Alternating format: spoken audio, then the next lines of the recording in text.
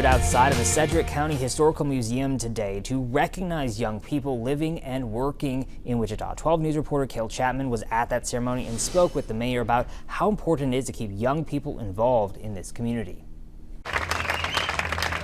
Many of our graduates have a choice whether to stay here and continue their education or to start working here, and we wanted to celebrate them.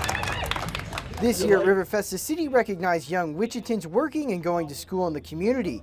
Israel Torres is one of those young people and says he stayed in Wichita because of all the opportunity to get experience before entering the workforce. Considering the aviation is pretty big here, so for me that's something that was really important, just considering that I wanted to be involved in aviation.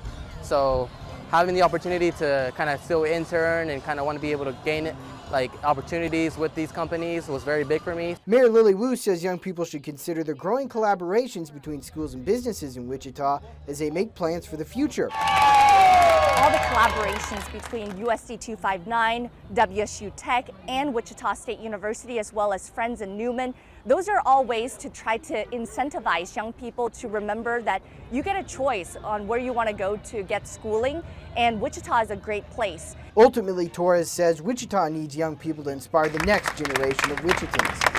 And hopefully kind of be that inspiration for them and be the example of why they should stay, and just kind of thinking about your bigger impact and how big the community is and how kind of together the community is, and wanting to kind of build it and kind of be able to continue to keep on growing it. In Wichita, Cale Chapman, 12 News.